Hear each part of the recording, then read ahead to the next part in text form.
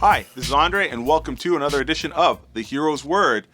I'm going to follow up one of the videos we did talking about being a fan and if the more you know about something is a detriment to enjoying another form of media, be it a video game, a comic book to a movie, or a book to a movie, any of those things.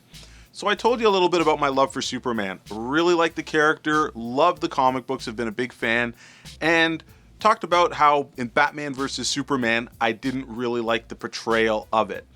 But I think that's because the director of the movie didn't make me believe that the characters in the movie would act that way.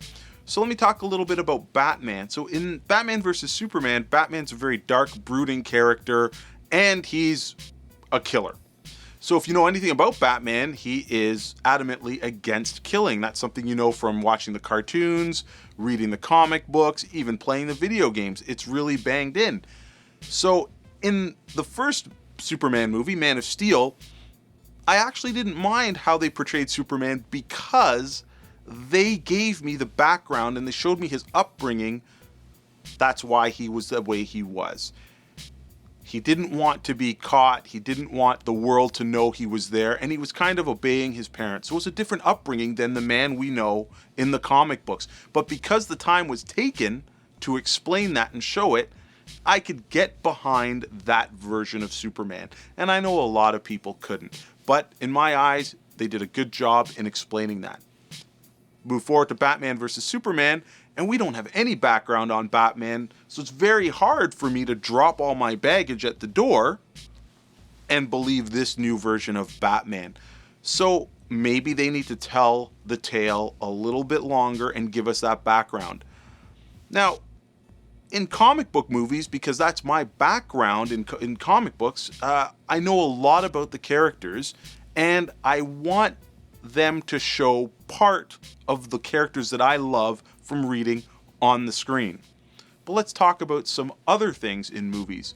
So there's a new Bourne movie coming out, and I was a huge fan of the first Bourne trilogy.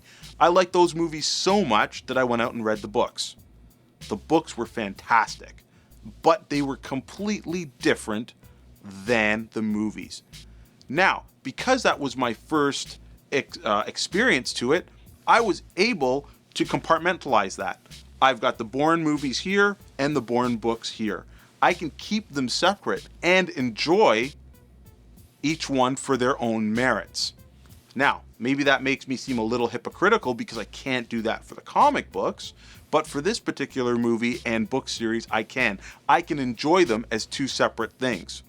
So I'm going to pose that question. Should they either try to stick closer to the source material, or should they go as wide as they can and just use that name to bring people in? What do you think? Is it a good thing to do?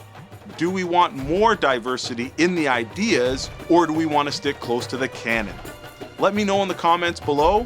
Thanks for watching, and as always, give us a subscribe.